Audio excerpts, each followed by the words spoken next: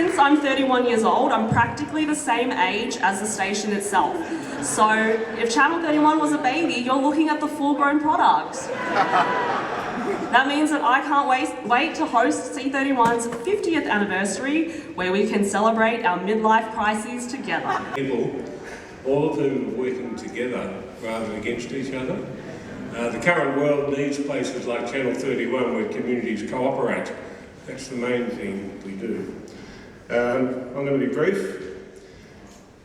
Why did we start community TV? Well, Mike's already said some stuff and we said it back then.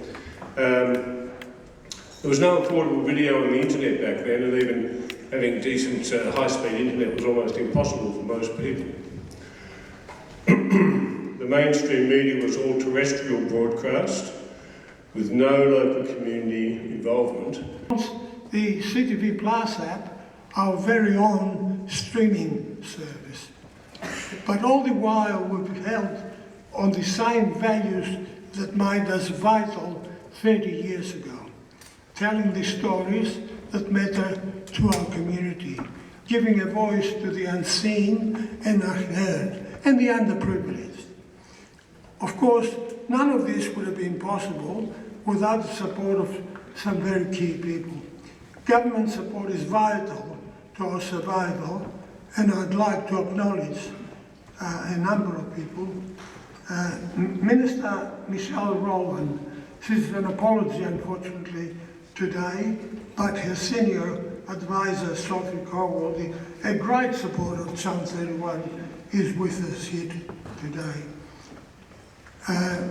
Secondly, Nick Stikers, MP, Parliamentary Secretary to the Victorian Premier, and also Parliamentary Secretary for Multicultural Affairs. That's correct.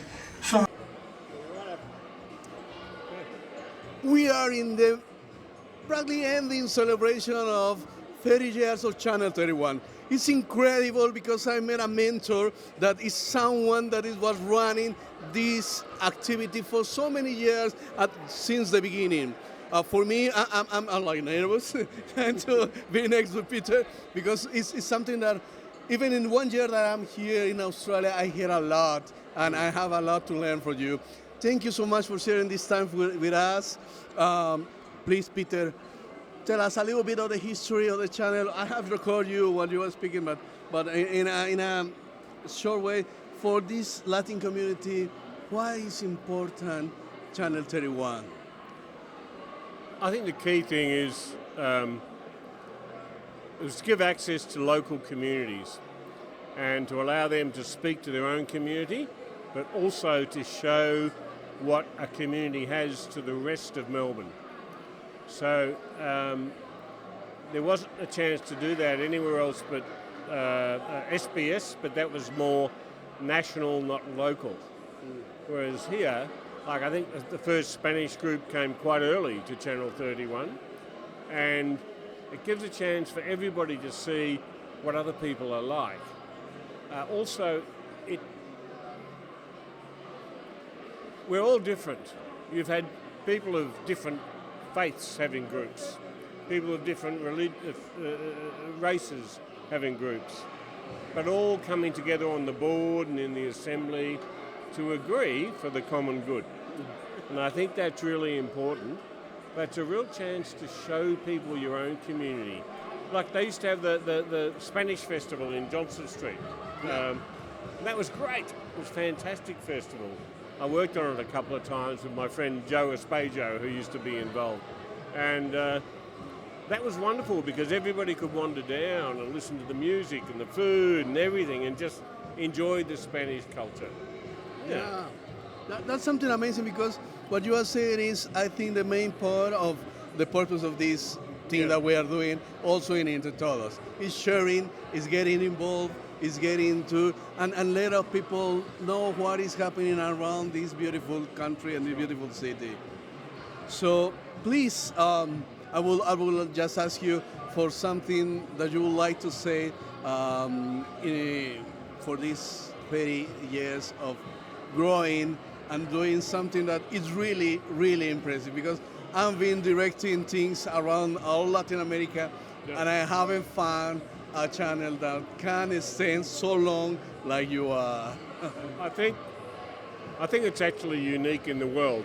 Most community broadcasters are on cable or satellite, and in fact the Channel 31s in Melbourne have high power UHF terrestrial broadcast, which is pretty much unique, and which means that almost everybody in Melbourne can get it, and they don't have to pay. It's free to air.